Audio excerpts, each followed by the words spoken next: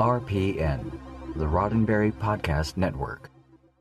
This episode of Mission Log is brought to you by ExpressVPN. Take back your internet privacy today and find out how you can get 3 months free at expressvpn.com/missionlog. Mission Log, a Roddenberry Star Trek podcast, episode 345, Homefront in Paradise Lost.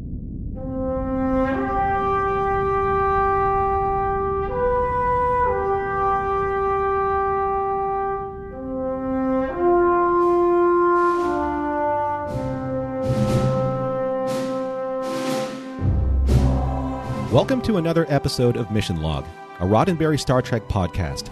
I'm Norman Lau. And I'm John Champion. Each week on Mission Log, we pick apart an episode of Star Trek. Every episode of Star Trek, examining it for morals, meanings, messages, and seeing if the whole thing stands the test of time. This week, we discuss the second two-part episode of Season 4, Homefront and Paradise Lost, where the Dominion has finally hit the Federation where it really hurts, right in the loyalties. But before we start any mandatory blood tests, let's first let you all know where you can contact us in case you suspect any changeling activity in your area. If you would like to contact us, please isolate your subspace carrier waves for the following contact frequencies. Mission Log Pod is where you can find us on Facebook, Skype, and Twitter. If you would like to leave us a voicemail, call us at 323-522-5641. Our email address is missionlog@roddenberry.com, and our show website, including discovered documents, is at missionlogpodcast.com. And remember, we may use your comments on an upcoming episode of Mission Log. Now, what I do know for certain is that John has risked our mandatory phaser sweeps at the maximum 3.5 setting to bring you this week's trivia. I have, Norman, and I bruise easily, so those were a little tough on me. This week, trivia for our two-parter Homefront and Paradise Lost. Well, Ira Stephen Bear and Robert Hewitt Wolfe get the majority of the credit here for pulling together the two-parter. The only addition was a story credit for Ronald D. Moore on Paradise Lost. All right, so remember, way back at the end of Season 3 of DS9, in the episode The Adversary, a changeling shows up on DS9 in the form of Federation Ambassador Krasinski.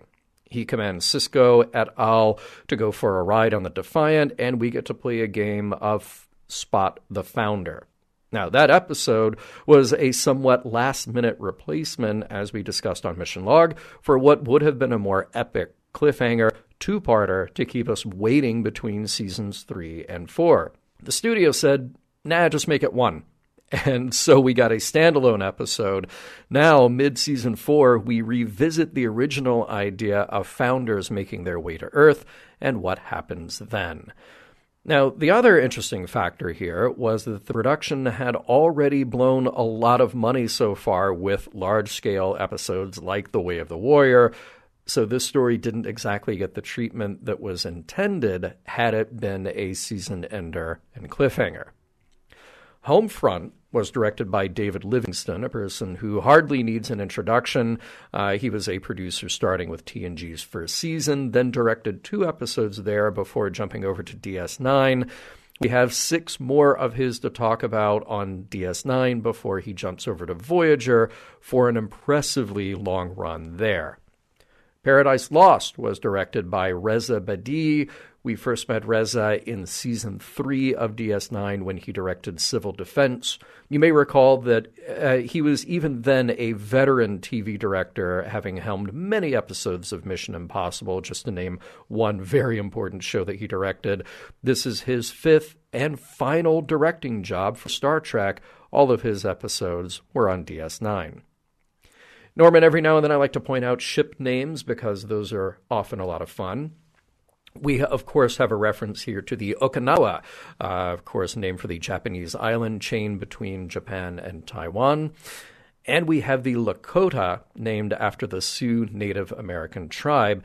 Incidentally, that Excelsior-class ship and the hero model that represents it was introduced in Star Trek III and was then reused as the Enterprise B in Generations.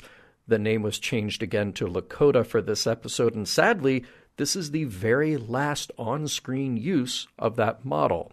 If you were lucky enough to have been at that big auction, I think you remember Profiles in History did the big Star Trek auction, and yeah, whoever bought that model for over $100,000, they have that model, but it doesn't say Excelsior Enterprise B, it says Lakota on it. Now, let's talk about guest stars. Really looks like they went out with some strong guest star roles on these two episodes. We get to welcome back Susan Gibney, who you no doubt remember as Dr. Leah Brahms from TNG. She did 2 episodes there.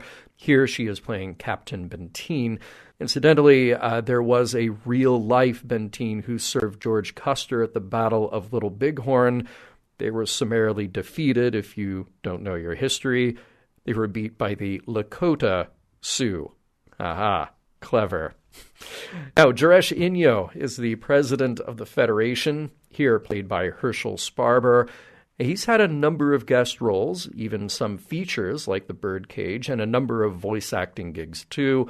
One of the most distinctive things about him is that he is 6'9", and in fact, he assumed that he was going in to read for a Klingon or some other formidable alien race, but then they thought to play against type and cast him as Inyo, a president concerned about peace above all. Robert Foxworth is front and center here as Admiral Layton. This is the first time we've seen him on Star Trek, but Robert very notably was the star of another Gene Roddenberry production, The Questor Tapes, back in 1974. We'll catch him again in Star Trek when he comes back for a 3-episode run in Season 4 of Enterprise. Robert's been working as an actor since the late 1960s and has a vast resume both in front of the camera and as a voice actor. Genre credits include Babylon 5, and he is the voice of Ratchet in the Transformers movies. He was the longtime companion and eventual husband of Elizabeth Montgomery from Bewitched, and after her passing, he married producer Stacey Thomas. Finally, what a joy to welcome back Brock Peters to Star Trek. Yes, this is the first time we have seen him as Joseph Sisko, but we can't forget that he was Admiral Cartwright in Star Trek IV, the one with the whales, then in Star Trek VI, the one with the purple blood. He lent his distinctive voice to Trek games and many other projects, and certainly had a long and illustrious career in front of the camera. He's in one of my favorite movies of all time. Stop what you're doing.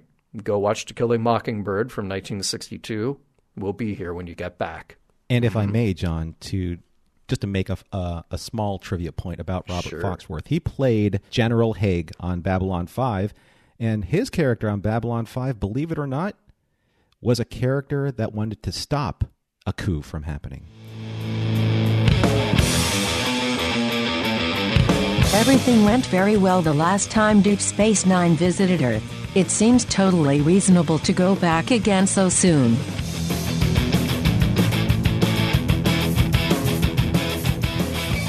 Prologue. Dax and Sisko are observing a fairly typical opening and closing of the wormhole, troubled, however, by Dax's account as the wormhole has done so 7 times in 2 hours for no apparent reason that can be detected. Their speculations are curtailed as Worf requests Sisko's presence in Ops to receive a Priority 1 Starfleet communication. Meanwhile, Odo is grilling Quark on Dax's whereabouts because he is infuriated with her perverse delight of moving around his furniture and casting his world into chaos, 3 to 4 centimeters at a time. Quark, however, is spared further tongue lashings as Odo, too, is summoned to Ops. In Ops, Worf plays the command staff a high-level security recording of a recent Federation and Romulan diplomatic conference. It appears that a bomb explosion has killed 27 diplomatic attendees, an act of violence and terrorism not seen on Earth for over 100 years.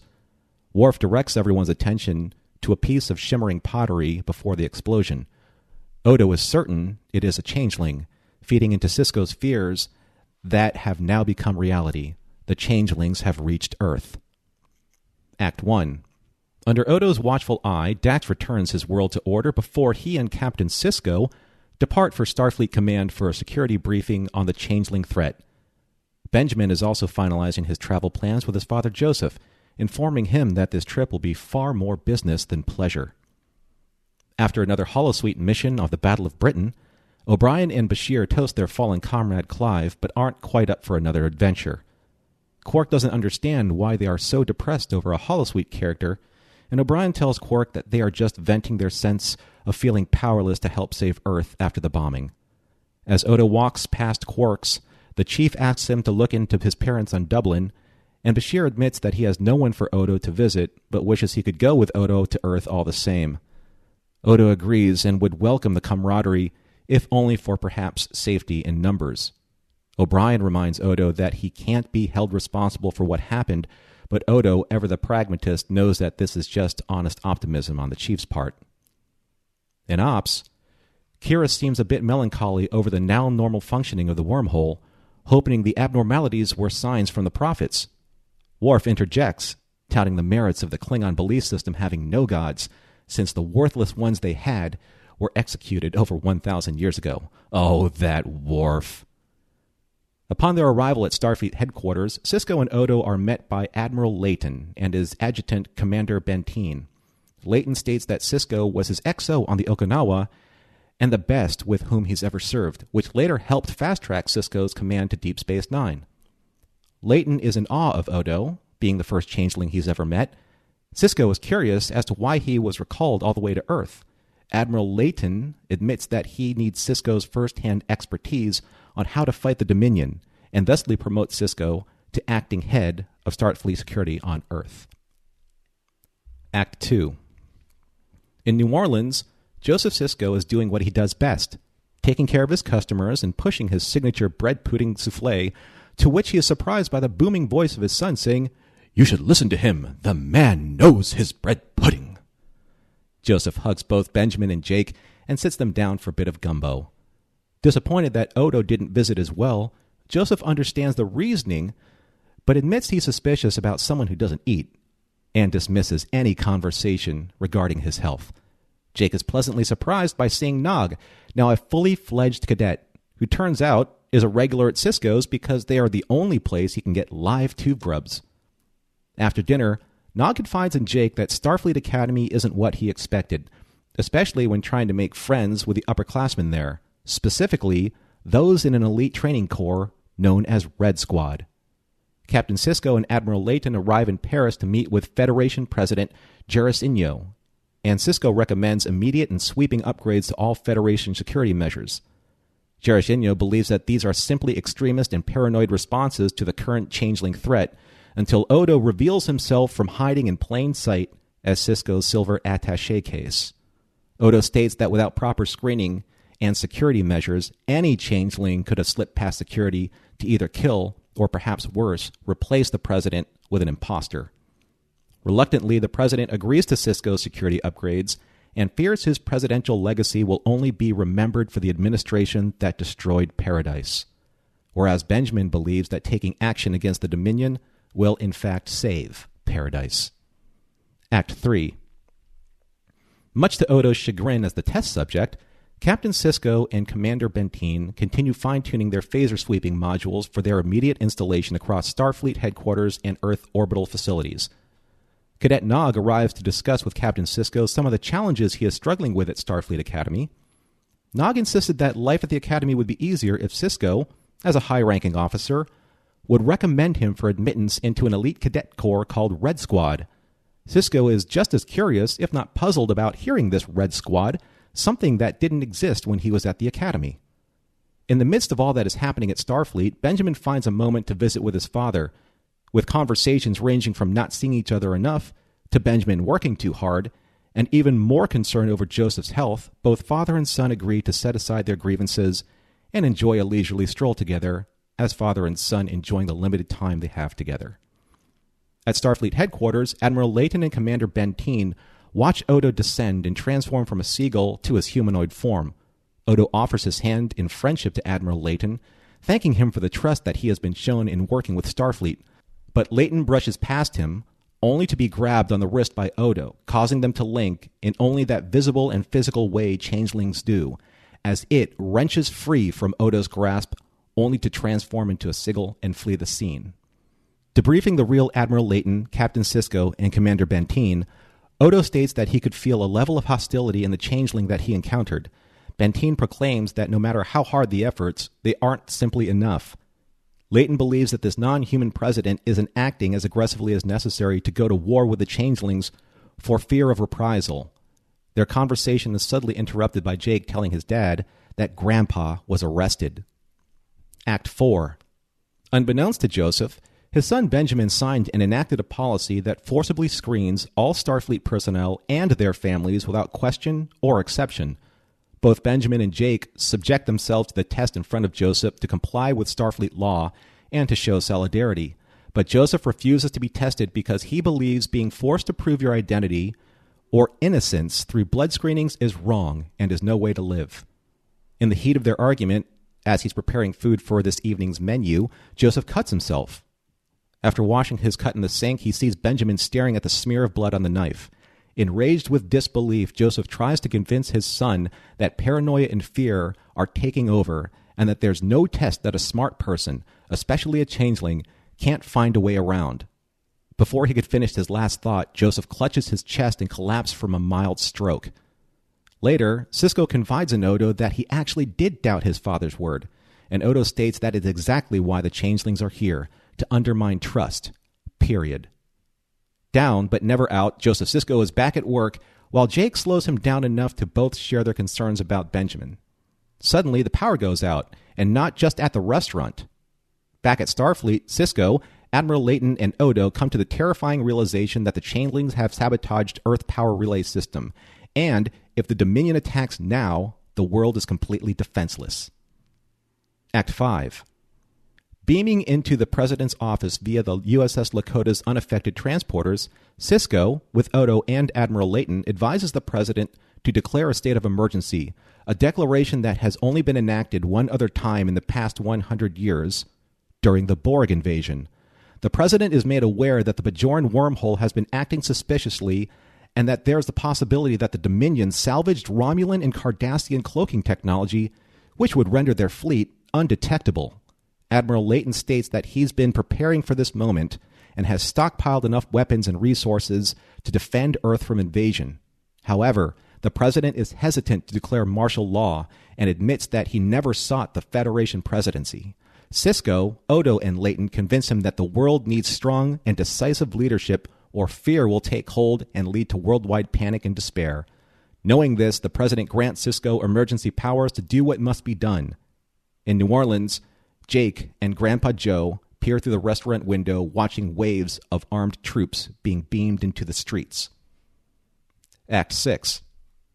In the aftermath of the worldwide blackout and the declaration of martial law on Earth, Captain Sisko, who is still acting head of Starfleet security, is deeply concerned with a great many unanswered questions and loose threads regarding the sabotage of Earth's power relays, especially how the Changeling were able to bypass so many levels of Starfleet protocols.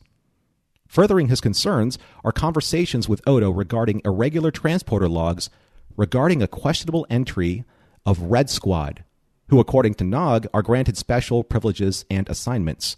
However, when Sisko discusses this errant transporter log with the Commandant of Starfleet Academy, Sisko is ordered to erase those logs to protect the cadets, only raising even more red flags with Sisko and Odo than ever before. Act 7. In New Orleans, Benjamin is checking up on his father after his stroke, and Joseph can't help but remark on Benjamin's conflicted state of mind. During their discussion, Cadet Nog reports in as ordered, and Sisko, after mentioning the name Red Squad, knows that Cadet Nog is a wealth of information about them, especially how they idolize Sisko as a hero in the war against the Dominion. Unable to keep any secrets from Ferengi, Nog knew all of the identities of Red Squad, information that a cadet could never keep from a superior officer, like Captain Sisko. Shortly after, Sisko meets with third-year cadet Riley Shepard. Capitalizing on his heroic reputation as touted by Red Squad, Sisko chastises Cadet Shepard into defending that Red Squad executed their off-book mission perfectly, the simultaneous deactivation of the planetary power relays. Later at the restaurant, Sisko debriefs Odo on his investigation. Odo is not completely ruling out Dominion interference. However, Sisko isn't truly convinced it is the Dominion entirely, or else why did they not attack Earth when the defenses were down? Sisko concludes that Starfleet officers, not changelings, sabotaged Earth power grid, causing planet-wide panic to maneuver the president into giving Leighton the ability to enforce martial law. And Odo is curious to know, what will Sisko do about it? Act 8. Returning to Paris, Sisko and Odo plead their case to the president Jaroshinyo. In great detail, Odo recounts how the Federation has responded ever since his first report of changeling infiltration. At the time, Admiral Leighton proposed certain extreme security measures which were summarily rejected by the president. Leighton redoubled his efforts until the president capitulated enough to placate Leighton. However, after the bombing at Antwerp, Leighton leveraged this tragedy, and with Sisko's support as acting head of Starfleet security, the president finally granted them emergency powers to declare martial law across Earth. Outraged at even the possibility of treason, the president cannot even comprehend their accusations. But Sisko doubles down and even offers up his own resignation if Leighton refuses to follow a presidential order to withdraw the troops from the streets. Before taking any action, the president demands concrete proof that links Admiral Leighton to the planetary blackout, or Leighton's supporters will come to his defense and riot in his name. Later at Sisko's, Nog regretfully reports that he can't find a single member of Red Squad, as Admiral Leighton attests that he too has unfinished business with Captain Sisko. Benjamin and Leighton come to an understanding. They have a fundamental difference concerning defending Earth in the Federation. Leighton believes that what he has done and has set into motion is the right course of action, and that Sisko is duty-bound to follow the chain of command. Refusing to do so, Sisko is relieved of his position and is ordered to go back to Deep Space Nine. Contemplating what to do next, Sisko is startled at the sight and sound of Chief O'Brien. Or is it? Sussing out that this O'Brien is a changeling, it voluntarily admits to being one of 4 total changelings on Earth, remarking on what just 4 of them were able to do to an entire planet. Before leaving, the changeling O'Brien declares that one certainty that Sisko knows to be true. In the end, it will be fear that will destroy the solids and eventually Earth itself. Act 9. Back at the restaurant, Benjamin and Joseph are engaged in a much-needed father and son discussion. Joseph dredges up an old memory about one of Benjamin's old girlfriends, Neffy Beaumont, reminding him when his father said, "There comes a time in every man's life when he must stop thinking and start doing." In other words, it's time for Benjamin to make a decision and take action. Sisko contacts Major Kira on a secure Bajoran frequency for a station and wormhole status update and to ask a favor. Acting as if he's cleaning out his personal effects, Sisko, with Odo's help, hacks into Starfleet records and finds that Leighton has placed officers who served with him on the Okinawa in key positions on Earth or in command of ships in Earth's sector. Sisko surmises that many of the most recent transfers may be somehow related to a coup against President Jaroshinyo. Before leaving, he has a brief discussion with Commander, now Captain Bentina the Lakota, letting her clearly know that he would be staying on Earth a little longer, as he may enjoy this new and more secure Earth. Later in the president's office, Sisko is confronted by Admiral Leighton and is subjected to a blood screening, from which a vial placed in front of the president shimmered with a changeling's genetic material. Resigning to the setup, Sisko tosses his pad, full of incriminating evidence, and tumbling onto the president's desk. Act 10. As Sisko patiently waits in his holding cell, Admiral Leighton laments that an officer of Benjamin's quality and loyalty has come to this predicament, but not permanently. Leighton illuminates Sisko on his ultimate plan to have Starfleet seize control of Earth and to permanently eliminate the changeling threat no matter how long and no matter the cost, because the Federation deserves far stronger leadership. Later, doing a routine blood screening of security personnel, a disguised Odo breaks Sisko out of his cell and informs him that Major Kira has sent the Defiant to Earth with a very important prisoner, Lieutenant Arriaga, a Starfleet officer connected to the conspiracy against the president. Arriaga is willing to testify that under orders, he used a special device to simulate that a cloaked Dominion invasion fleet was coming through the wormhole undetected, hence the strange wormhole activity taking place several days ago. Such an imminent threat, coupled with the sabotaged power relays on Earth, would give Leighton enough leverage to enact martial law and to put Starfleet's authority above the president's. When Sisko confronts Admiral Leighton at phaser point and threatens him with treason, the Admiral simply brushes Sisko's allegations aside because he has already sent the Lakota, under the command of now Captain Benteen, who has been informed by Leighton that the Defiant, now crewed by changelings, is on their way to Earth and must be stopped. As the Defiant and the Lakota engage in battle, Sisko and Leighton wage their own war. A war of principles, of philosophies, of honor, and of loyalty. As both battles reach their own respective points of no return, Captain Bentine contacts Leighton, who in turn orders her to prevent the Defiant from reaching Earth by any means necessary.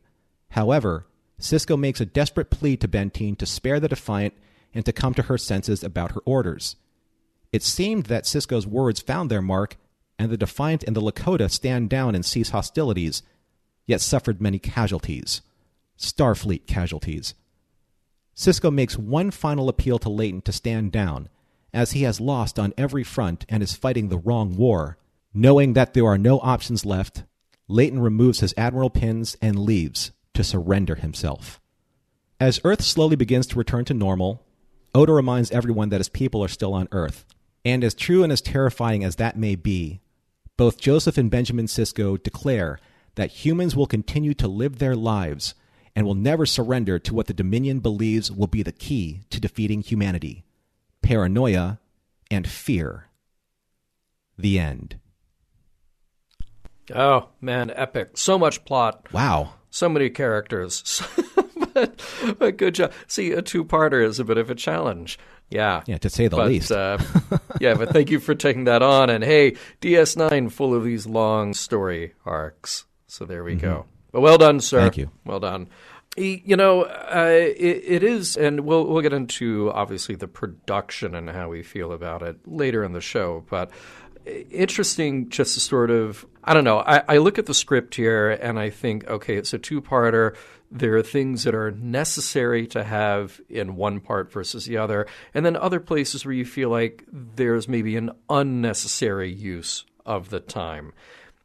And you've got a situation where you have contractual guarantees to the actors, so they have to be in there even if they appear nowhere else in the story. So, like, you got to have Quark in there at the top. You got to have Dax in there at the top. You got to have Bashir, even though we do get that nice little, I love the O'Brien fake out with the changeling on Earth.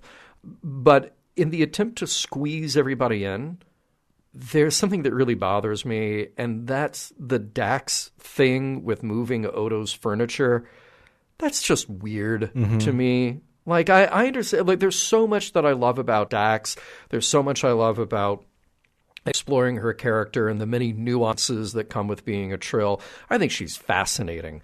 And, yeah, there's maybe that little bit of Curzon in her still, the prankster, having a bit of fun, messing with Odo. But it just seems, of all things, this is super childish. Among both of them, it just is a huge waste of time in the episode. I don't know why that one stuck out to me so much. Because I think at this stage, it just feels contrary to where she is now as her character based on so many episodes, like Rejoined and the Sword of Kahless. It just seems that this is a part of her character that just kind of regressed. Yeah, she's literally the smartest person in the room. Yeah. Yeah.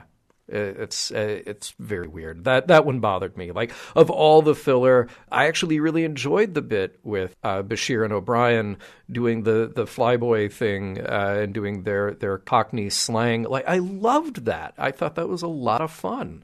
Yeah, that's still in character to what they do. Totally. Right. Totally. Yeah. Yeah. The big thing that kind of bugged me though early on. I'm sure that you have addressed this, that you and Ken addressed this before with some of the other two-parters, but why did they name this two-parter two different episode titles? Yeah, that is a great question. And I haven't, my go-to is Terry J. Erdman's Star Trek Deep Space Nine Companion as sort of the source of all knowledge. And I couldn't find a really satisfactory answer for that. And I think the only thing you can pin it to is that early on when they had the idea, okay, Homefront is a story we're working on where we need to get back home. Sure. And they hadn't really determined how that was going to wrap up. There were some different ideas floated around. Why then you had to end up with a different episode title, Paradise Lost? Not entirely sure, other than that, well, Star Trek has referenced Milton before, so why not reference Milton again? Yeah, not really sure. But hey, let's move on to more fun topics, like food. Food is a thing that I like to talk about in Star Trek. And honestly, I've been anticipating this two-parter for a long time because we finally get to the Sisko's restaurant in New Orleans. And just for starters, I am very pro bread pudding. I know people who are not. Those people are wrong.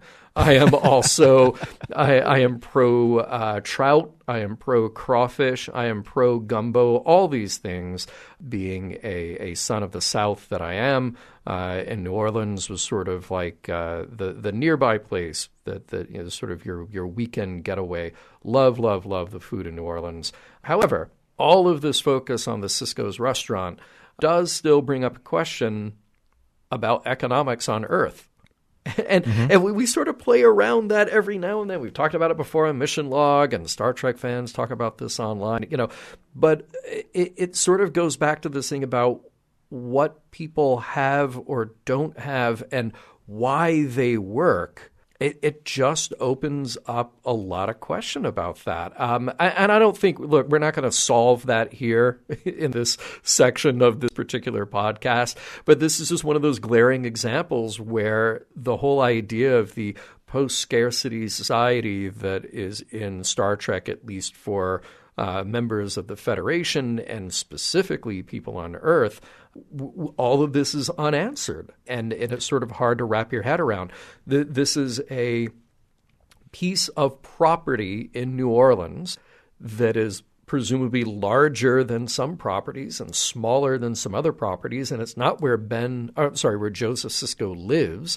It is the place of his business, and a business in which he has employees, and a business in which he has to have supplies come in, and then people come eat what he creates.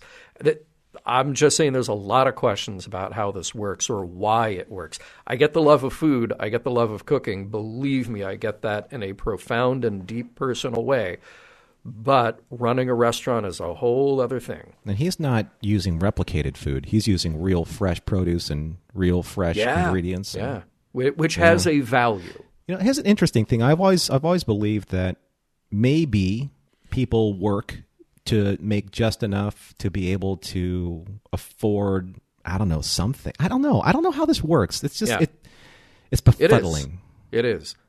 It's befuddling because I know that in First Contact, Picard says that the acquisition of wealth isn't the driving force of our society, but it doesn't necessarily mean that there isn't wealth. It's just saying the acquisition of wealth isn't the driving force. So maybe there is still a commerce model in play, but it's not the end-all, be-all of one's existence. Right. And it's just, it's sort of, I realize that it's fantasy, it's fiction, but there are certain ideas you kind of have to wrap your head around, because clearly we have modern day analogs for how we would see this. If I go to a cheap burger place, that food has a particular value versus going to a Cajun restaurant with a bunch of fresh food that is being acquired from who knows what local sources.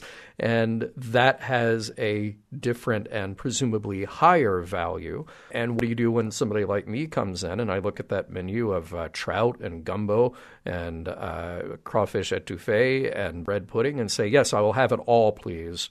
Yeah, I'll have all of the left side of the menu, and normal have the right side of the menu. Precisely. Yeah. So these are just good questions. It has to work somehow in this fantasy that is Star Trek, but it's kind of tough to figure out exactly how that is. I'm not sure if this has ever been covered, just in general in talking, but I mean the Federation is obviously like the model of the post-scarcity future.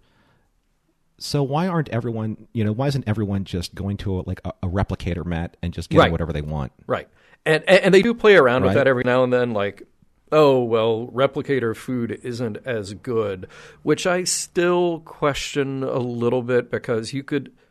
how would people know? How would people know? And I say, if you've got Joe Sisko making his world-famous gumbo out of these fresh ingredients, cool. I've got a super advanced computer that can scan it and recreate exactly that whenever I want it. Yeah. And I could go replicate a gold brick to pay him with if I feel like. So, Not going to be solved tonight.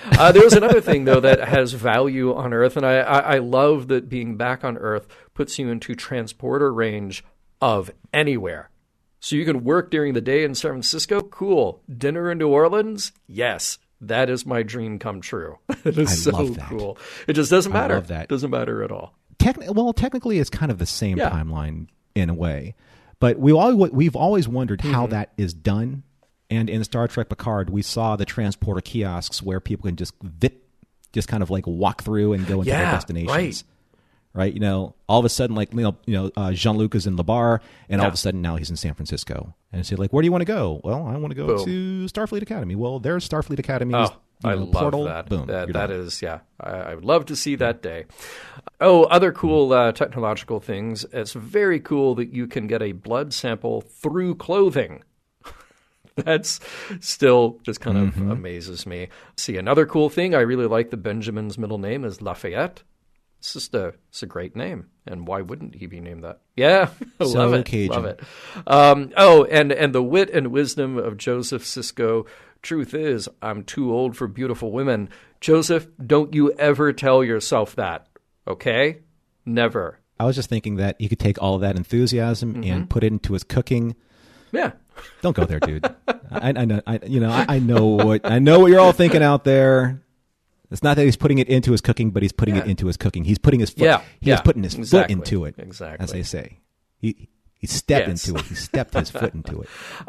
Hey, this was we've seen it before many, many, many times in Star Trek. But something that stood out to me is that you've got Ben, Sisko, and Odo standing at one end of that office that he's got, and the other end of the office is a huge monitor where he's having, first of all, the little chat with the Bolian, and then he brings up a memo, and that Elkar's memo, everything is in all caps, which I guess in 1996, and when the standards for Elcars were being figured out in 1987, we didn't realize that was yelling. So inadvertently, the Akutas created a future in which everybody is yelling all the time in their written communications. Also, it's a bit of a challenge to read, but I get it that it does look good on screen. Mm-hmm. Yeah. I mean, I love the font. I love the Elkar's font. And I guess like when you look at it, you're like, oh, this is this era. I tried to do that on a computer before and, really make like all the fonts and Elcars and the look. And it's like it's fun for a minute. But then you have to work, and it's just not good anymore. Oh, I mentioned the Bolian, and it was good to see him not being a barber, although he could have been a barber in his early career, and then worked his way up into Starfleet. We don't know. And there was a weird line to me. It was sort of peculiar that the president says that there hasn't been a state of emergency on Earth in 100 years. Except for the Borg incident. And I was like, yeah, that was a state of emergency because clearly it was a state of emergency and that was far more recent than 100 years ago. I mean, to me, that was like saying we haven't had a world war since 1918 except for the one that was in the 40s. Except for that one. Except for that one, sure. Oh, come on. Right. It was a little clumsy for sure. I will say I'm glad that at the very end that there were some people waiting outside of Joseph's restaurant to come in because I swear only about 30 people live on this version of Earth. And I get it. Look, ever since TOS and into TNG, they're constantly going to colonies, and you can live on a Scottish theme park planet if you want. Colonies everywhere. But it's like Earth is great. No wonder it's so great. There's about 30 people who live there. Especially in Deep Space Nine, like when they were doing like the Bell Riots and things of that nature and kind of trying to show neighborhoods. It's almost as if like, we got to show a neighborhood. What? Like, what do we do? Like, how do we clothe these people? What do they look like? What's the diversity of the population? Like, it's something that's uncomfortable, I think, for Star Trek to show because it's not necessarily kind of like in Star Trek's wheelhouse to show. Yeah, truly. I mean, maybe this is one of the unintended messages of Star Trek is that to really be happy in the future, humans just need a lot of room. They just really, it's about population. You just need, look, if we're running out of room on Earth, just wait until you can go to a planet that's inhabited by about 10 other people who have all bought into your same Scottish theme park fantasy. And that's the way to truly be happy. You know what was interesting to me is when Odo broke Sisko out of jail. He did, and you want to know why? They ran out of money guards? to do a morph effect. Seriously. So he did his he picked up a little trick from the Vulcans who he has not met or spent significant time around. I've always I heard two things, just to digress. I heard two things about the Vulcan neck pinch. One, it's actually a nerve cluster pinch. Two, it's the Vulcans actually emit some type of frequency through their fingertips that would actually deaden that nerve cluster. But then again, we have seen Data do that effectively. Sure. I'm sure that he doesn't do that. Yeah. And now we have seen Odo do that effectively. And I'm sure he doesn't do that. So well, and didn't McCoy at one point say, "Oh, you have to teach me how to do that someday," or was it Kirk who said that? And one last thing that I found curious: the scene with Bentine and Sisko when she says, "I heard that Admiral Layton has relieved you of command, and you're on the way back to Deep Space Nine," and he said that, "Well, I think I'm going to stick around." Yeah, you're 100% right, and that was another one of those things that felt a little flat or a little unexplored. Like they had written this line, and then they shot it, and I wonder if somebody later on just said, "Wait, shouldn't that have had some payoff? Shouldn't there have been some reason to have this here?" Yeah. Come on down to Joseph Sisko's Creole Kitchen, where the only thing pushed harder than the bread pudding is mandatory blood tests. We'll get back to Homefront and Paradise Lost in a moment, but first, a word from ExpressVPN, giving you back your internet privacy.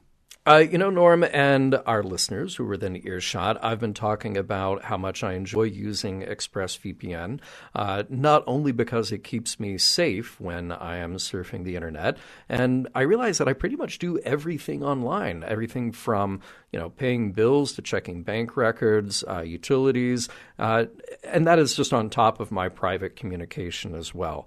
So having a service that keeps my information private is very important to me. And I also realized that as I drive around, go from place to place, I also connect to a lot of public Wi-Fi. Even my cable provider provides public Wi-Fi hotspots, and those, even though I'm logged into it, I still appreciate that extra layer of privacy on top of that. Now, the other thing that is really important to me about ExpressVPN is that it is so easy to use. Literally downloading an app onto my computer, my phone, and my tablet, and that's it. I can see clear as day when it's connected or not connected. It's that simple. And it hasn't affected my speeds at all. I really enjoy actually running a speed test before I connect and then after I connect just to see how it's performing. So far, performing excellent. So protecting yourself with ExpressVPN can actually cost you a lot less than you think, less than $7 a month.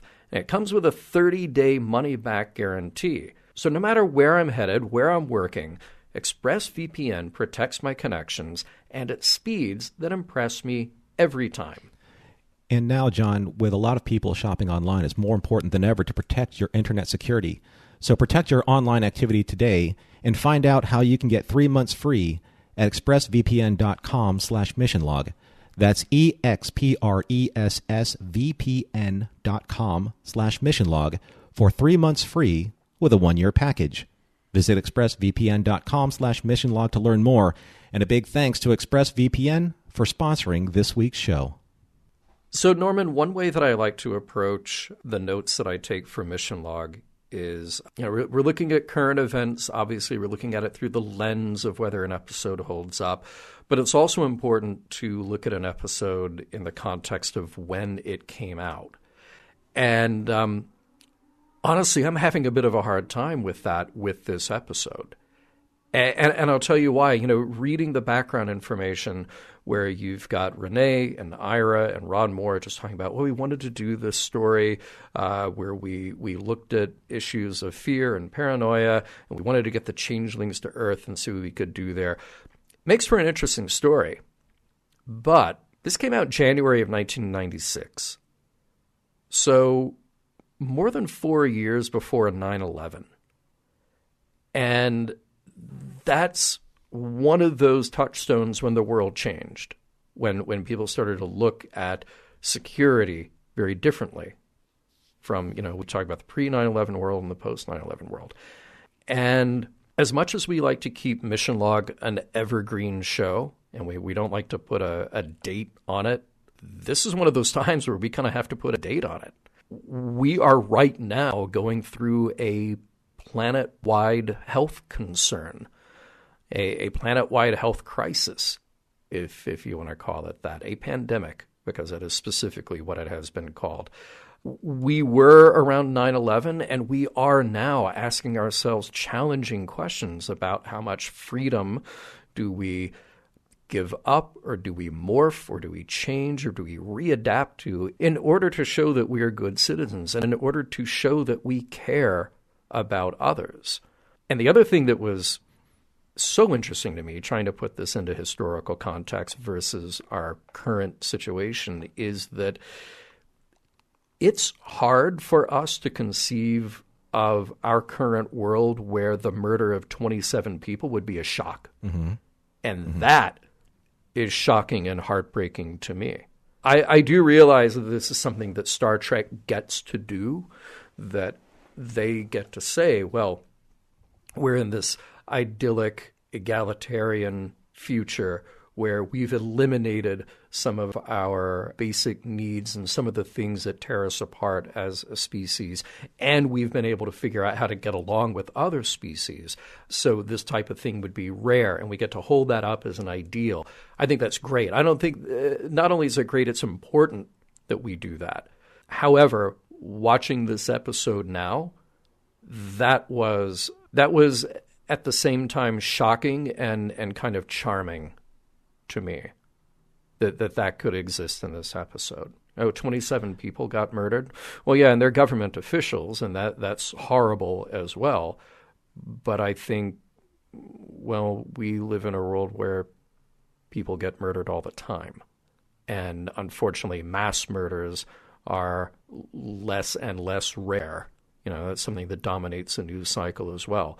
So this episode either came at a horrible time or at the perfect time, because it just happens that we're in it. We're in it again. Not exactly under the same circumstances. No, I don't mean that at all. But there are themes here that feel way closer to home than I think they would have a couple of years ago.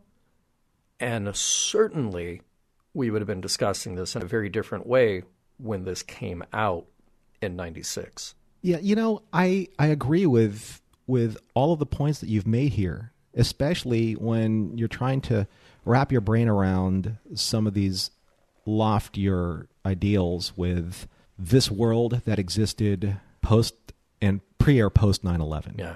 And especially the era that they live in with the security of Federation protection, where something like this hasn't happened. This 27, the bombing of 27 people and their deaths, that hasn't happened, or something to that effect hasn't happened in the previous 100 years. That's something that speaks to the very heart of where, Gene Roddenberry's vision of humanity was supposed to go. And something like this is so catastrophic. 27 people, remember, 27. Not entire, populations of people that are being bombed out of existence, through terrorism and acts of violence or shootings. Yeah. When you hear that, it really does clarify that humanity has become better, has gone to a better place. And this act of violence has regressed the Federation to the point where they need to act. And you're right, it's a weird kind of place where they told this story, because the world wasn't as aggressive as it is now. But at the same time, though, I didn't feel that in this episode they were kind of really pushing the boundaries of what I think you're supposed to feel from that moment. Maybe it would have been a little bit more impactful if there were people of prominence in that explosion, like an ambassador that somebody knew, a character that we knew, right? Somebody that would have, not to say that those lives weren't meaningful. It's just that sometimes we disassociate ourselves from the violence because they are just statistical. You know, they don't mean anything to us from a personal standpoint, as opposed to I can't believe that, you know, all of these people were killed in this bombing. They didn't mean anything to me. Obviously, they mean something to somebody else. But maybe it would have given Admiral Layton more credence to have done what he did if, in fact, say, maybe the vice president of Starfleet or of the Federation was at that conference. Or one of their allies, like someone prominent in the Romulan government. Or maybe that Tholian observer that was there. Remember, they made like a very specific point to say, and one Tholian observer. Yeah. Well, maybe that person would have been like he was the olive branch, or it was the olive branch to the Federation. Anyway, to my point being is that I understand what you're saying, and it somehow, this episode, for what it's trying to deliver, doesn't really quite reach the boiling point of where I think it needs to be. Yeah. I agree 100%. And that might be, I mean, obviously we'll continue to expound upon that. It might be because of the time that it was made. It might be because of, budgetary or script limitations. But yeah, I don't know that we necessarily feel it. It's almost like an academic exercise. And one thing I wanted to talk about is how they are handling, I guess, the hierarchy of the Federation in this episode. Because historically, we have all talked about the Badmirals, or even all the way back to the original series, some of the greater thorns in Kirk's side were the ambassadors or the commodores, anyone who was higher ranking than a captain, because obviously the captains were the greatest, and you don't mean the commodores. You don't mean like Lionel Richie. No, you just mean commodores in general in Star Trek. Exactly, yes, just want to make that very clear. We all like the commodores. Right, say, for example, Commodore Matthew Decker. He was having a very bad day. Not the greatest day, yeah. But in this case, the admirals in this era, in the 24th century Star Trek, are never painted in the greatest light. I don't know why, but it seems that within Starfleet, they have to create their own nemesis or enemy. Mm-hmm. And in this case, it is Starfleet itself. It is the bureaucracy of Starfleet itself that becomes the enemy. And I think that it's a very interesting concept that they created this chain of command, not the episode chain of command, but the chain of command that must be followed without question, regardless of how you perceive the morality behind those orders. And it's kind of almost bad parenting in a way where it's do as I say, not as you choose. It's like what I say you must follow because I said so, without question. And it's in questioning that I think as the audience we see, wow, what has happened to Starfleet and why? And how did we get here? I thought we were supposed to be better than this. But here's the thing, you have built up, and I mean you personally, DS9, you've built up this idea of Starfleet and the Federation being under threat. We've established the Dominion. We've established how fearsome the Jem'Hadar is and how sneaky and powerful the Founders are. So will that shake things up? Of course it will. And you introduce a guy like Layton. What I actually like about this episode is that he's wrong about everything that he's doing. He is not wrong about his intention. His concern is that we're not prepared for things to get worse than they are right now. Mm-hmm. That is a legitimate concern for him to have. That's a legitimate concern for any country, any entity that is at peace. Well, we might be at peace now, but we can't account for every single outside threat. There may be more coming, and they have good reason to believe that there's more coming. Obviously, now you've got changelings on Earth who are doing what they can to wreak havoc.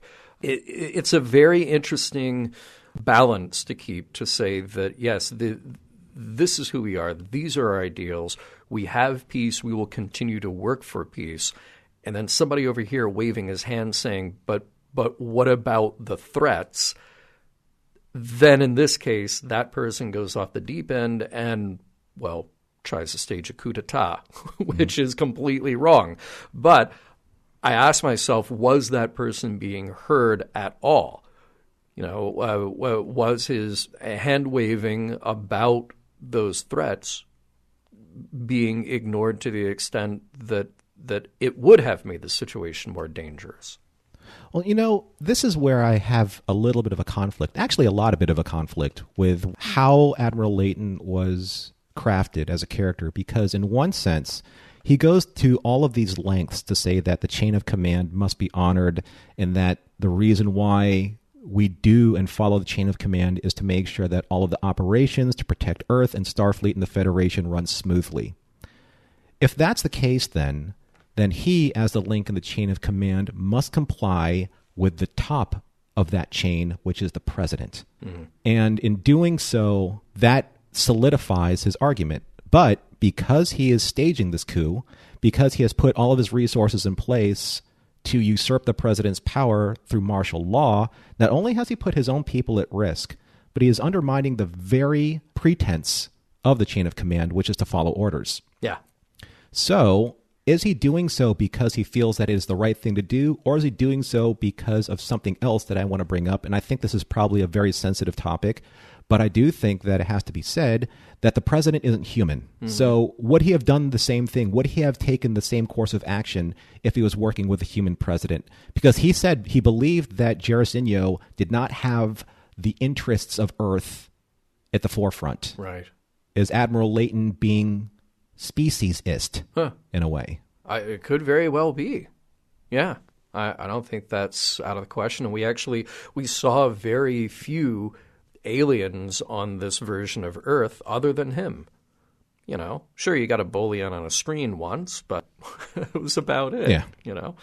I think that's not out of the question.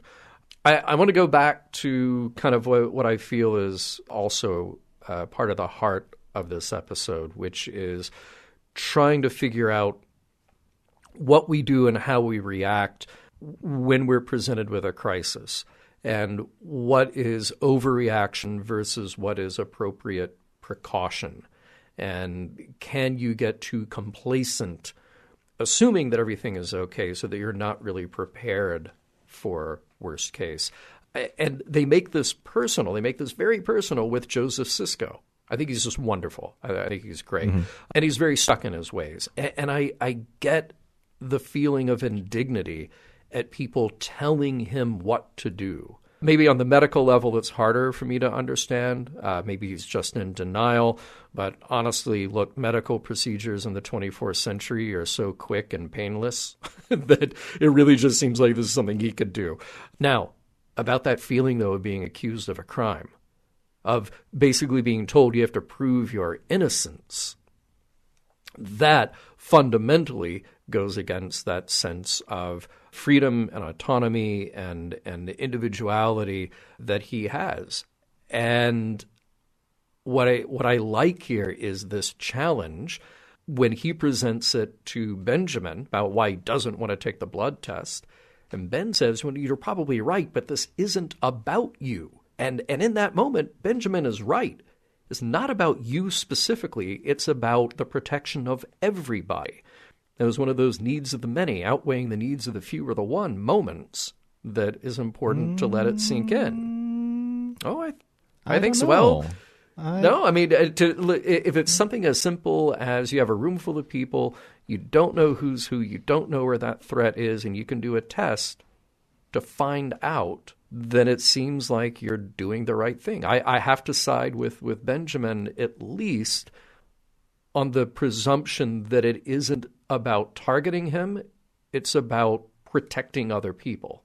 But I will follow that up by saying Joseph says you can't go around telling people to prove that they are who they say they are. That's no way to live. And in that moment, Joseph is right. He is absolutely right. I wish that these two episodes focused on this more, because I found this probably the most compelling part of these two episodes. And I think that, one, it's very impactful because you're dealing with, let's be honest, we're dealing with black characters, African-American characters. And maybe it would have lost some of its impact if you were dealing with non-African-American characters. I don't know, Asian characters, Caucasian characters. But the reason why I was moaning my disagreement earlier on is because I agree with what Joseph was saying. It's like, you know what? No one asked me. It's like you made a Starfleet policy. Hey, buddy, I'm not Starfleet. Yeah. Right? You made a policy that speaks to you, not speaks to me. And you know what? No one asked me. Maybe if you did, I probably would have complied. But you just made a sweeping assertion that anyone that we deem necessary to fall, and to toe the line of Starfleet policy will do so. And I think that this was a really important point that Joseph was making. It's like, you know what? That's great for you, but that has nothing to do with me. You and your government, of which I am not a part, are impacting my freedoms because you say you can. Yeah. And he's like, he didn't say that he was against it. He was saying that nobody asked my permission first. And I think that is a huge sign of disrespect to the individual. Because all of a sudden, everyone's got to take a blood test. Why? Because we say so. How's that fair? No one's informed the public. And maybe if someone informed the public, it'd be okay. And, honestly, his follow-up to that, describing, look, the changelings could have figured out a way to get around this. As soon as there's a test, somebody more clever is going to come up with a way around it. Yeah, I don't disagree. This is one of those tough things. I don't disagree with the idea that people are concerned about what needs to happen, that they are concerned about the safety and security of others. I don't disagree that infringed on his inherent rights as an individual. Yeah, the thing is that we don't really know kind of like what the government structure is for the Federation, what their freedoms are or aren't. Of course, yeah. But in the analogy that we believe that it's supposed to be a model of our freedoms, it's basically saying that because martial law was declared, you must toe the line regardless of how you feel or whether or not you voted for it, and your civil liberties and independence are now subject to the government. Yeah. And that's a very terrifying notion because the people never had a voice. Yeah, very true. But the other thing that kind of struck me funny, and maybe this is just a convention in the writing or something that just didn't really sit well with me, there's kind of a forced issue with Sisko's paranoia that his father's a changeling. Mm-hmm. I can guarantee you, without a shadow of a doubt, that if this were real, and maybe you could speak to this too with Dr. Champion in our example. I'll give him a ring. Yeah. I don't think that any changeling would ever be able to take the place or simulate somebody that I care for so much to the point where I would doubt them. Yeah. Sure, they can take on their physical traits. I get that.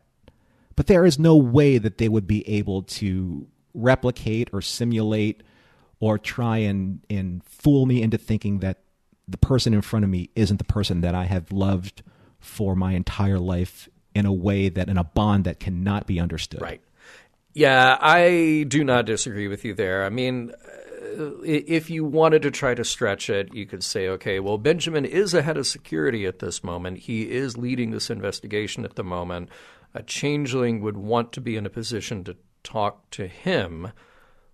But to Joseph's point, what is a changeling going to do? Come pretend to be a cook?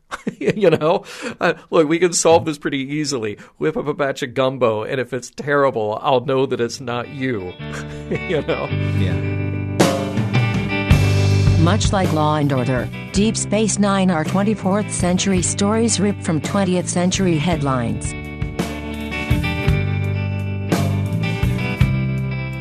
So we've been discussing this very important two-part episode for Deep Space Nine in Homefront and Paradise Lost, and there are a lot of really important messages, morals, and meanings that have to be discussed. So, John, I'd love for you to talk about some of the things that just struck you more profoundly in these two episodes, because I think both you and I are in the same boat that while these two episodes weren't necessarily the tightest narratives that we've seen so far, there are some very, very poignant messages that still resonate, I think, in today's society, especially in today's times, but I think that are even evergreen, as you spoke before. So how did these two episodes fulfill those points for you? Yeah, I mean, well, first of all, you kind of hit the nail on the head by saying that maybe from a production point of view, they're not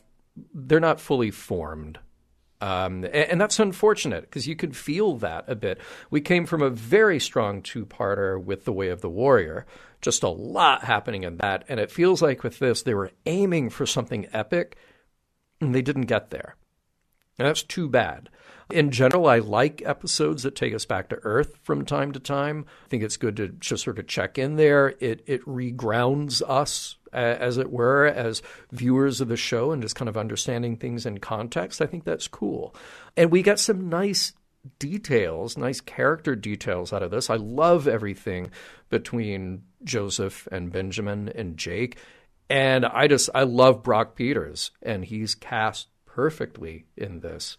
I also like the themes, not because I like them, but because I think they're important to discuss. You have a story about fear and paranoia. Reminds me of like the Twilight Zone, The Monsters Are Due on Maple Street, where it's really about ramping up that fear and paranoia. Who's the good guy? Who's the bad guy? And are we just eating away at ourselves to the point where that question almost becomes irrelevant? It's what we're doing to ourselves. This is a Badmiral story in the end, just going by the plot.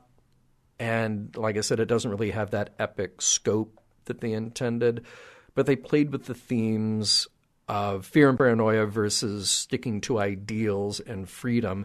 If I were to nitpick, there's a couple of things. It's stretched out for a two-parter, and you can really tell that they were stretching the budget.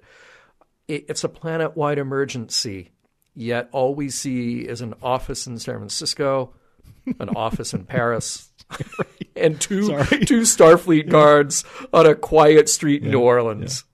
I mean, that's a pretty small task for us of people working on this huge problem. Even the characters that we care about, Ben and Leighton and Odo and the president, it's just like it's enough people to get from one room to another. There are a lot of asks. I completely agree. Yeah. Yeah, maybe this would have made a great movie, honestly. So production-wise, there are a lot of problems. I honestly, I don't love this episode. It would be hard for me to say that it holds up. I think what does hold up is you've got a great performance from Brock Peters. You've got a good performance from Avery here. You've got much more interesting performances by, people like Robert Foxworth. And I would say even Odo has some great moments, Renee. But there are uneven tones throughout this. So it's hard for me to say that this holds up. But the conversation this opens, it was important then. It would have been important, again, in that post-9/11 world. It's important now again because these are issues that we keep bumping up against in many ways. We've only focused on a couple here. We could go deeply into political territory on this as well. We could go deeply into other ways that personal liberties you may feel are being curbed or questioned. There are many, many ways to analyze this episode.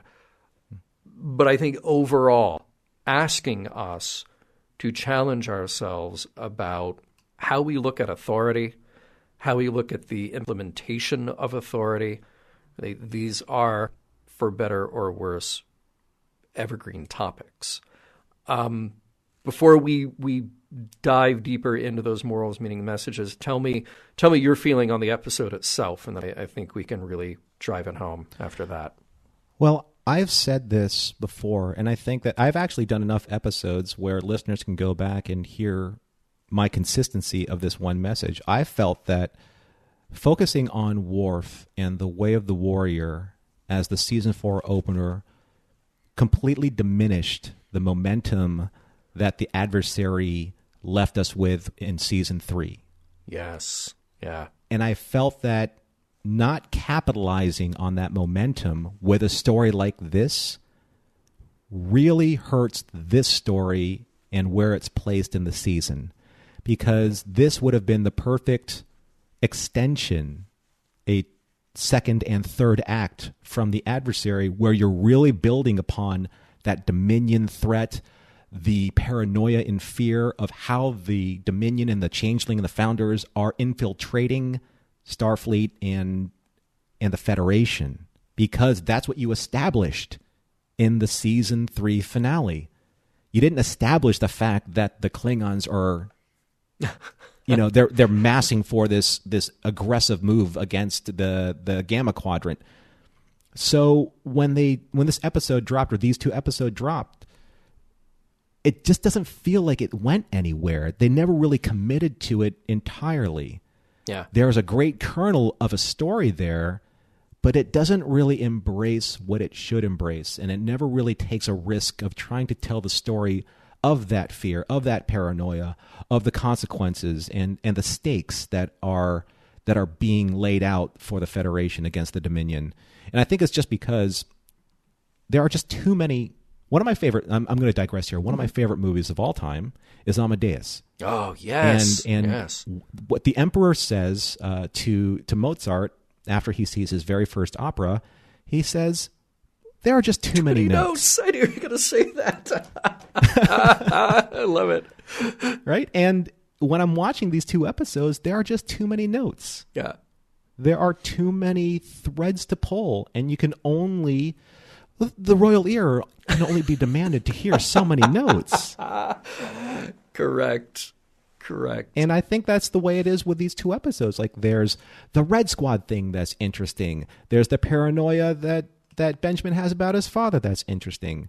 There are his father's independence. There's, why is Jake there, and what's he doing aside from peeling potatoes and shucking crawfish? Mm-hmm. There's Leighton's thing. There's Bentine's thing. I mean, there's so much stuff going on. And you're like, where am I supposed to focus my attention, and why? And why do I care? Yeah, right. And that's my biggest issue with these 2 episodes, is that you have arguably over 90 minutes of content, but you really can boil it down to 2 moments that are really important. And that's when Joseph basically just says, you know what? You can't do this to me. And then the very end where Benjamin says, you're fighting the wrong war. Mm. The war of principles.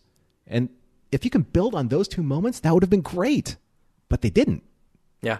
And that's where the tragedy of this episode really suffers. And you know what's interesting? I don't think there's a Deep Space Nine producer who would disagree with you on that. They, going by Terry's book and by later interviews, it seems like they kind of feel the same way. They love the idea, but for every reason that you just described, they're kind of backed into this corner. Oh, no, you have to change things. So you're going to start with Worf, and now we're going to go off on this story. And now this is going to be planted kind of mid-season. It didn't come together the way it could have or should have. But let's talk about those messages, morals, and meanings. They are playing with these ideas of fear and paranoia, and there's at least several good lines out of these episodes. Odo says fear is a powerful and dangerous thing, and if you don't act, if you don't show them they're not alone, then surely fear will take over. That's what he says to the president about reassuring people by showing that they are together on this. And John, let's overlay that on what's happening today. Yep. That in and of itself, that point is very prevalent.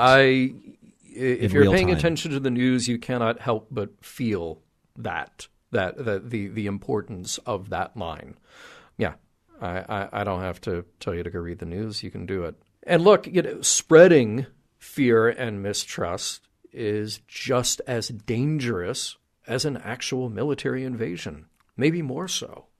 That's I think you quoted it. In the end, it's your fear that will destroy you. Fear is not only a good way to control people, it's a good way to create a vacuum just ready for somebody else to exploit.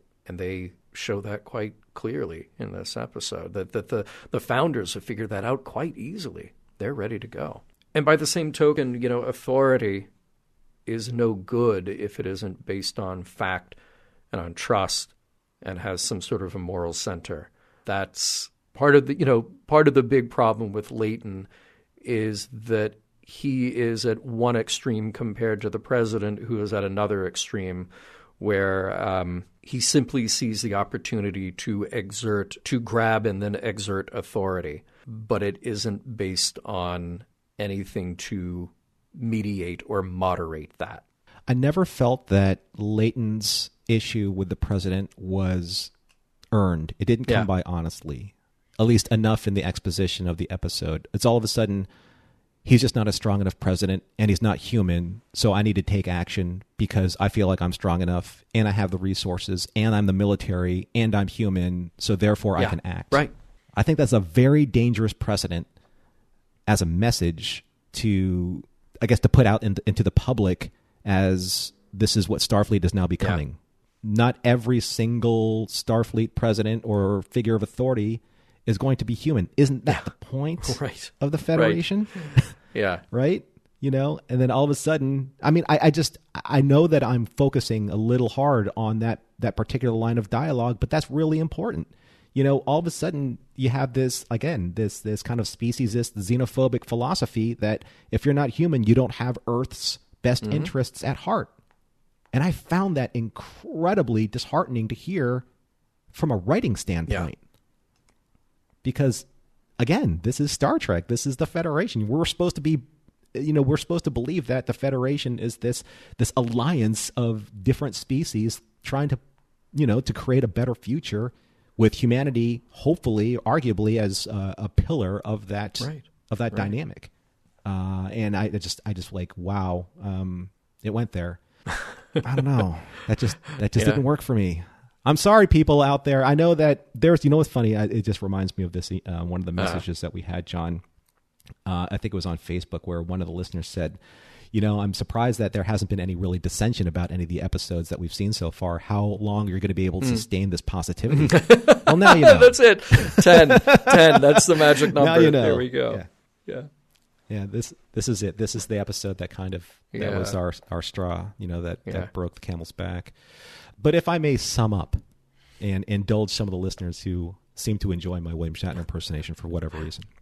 But the message is there. The message is there. I know that I don't look it, but I'm a pretty big heavy metal fan. Right on. No, I did not know I didn't know if you knew that, John. That's very cool. All right. Yeah, I'm a pretty big heavy metal fan.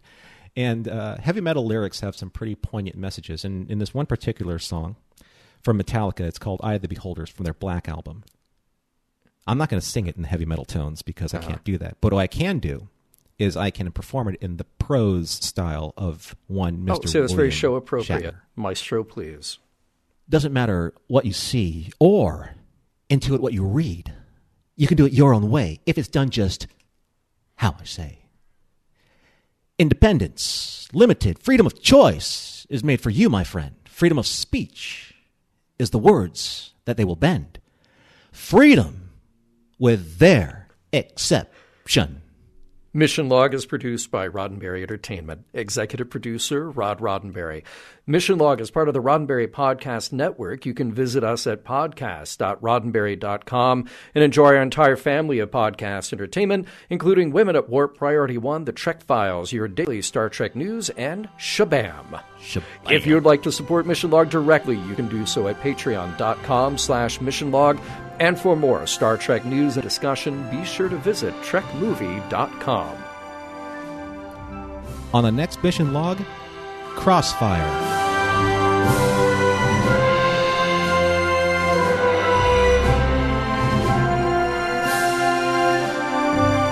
An ancestor of Spock's once said, "The only thing we have to fear is fear itself." His descendant added, "You never had to deal with shapeshifters."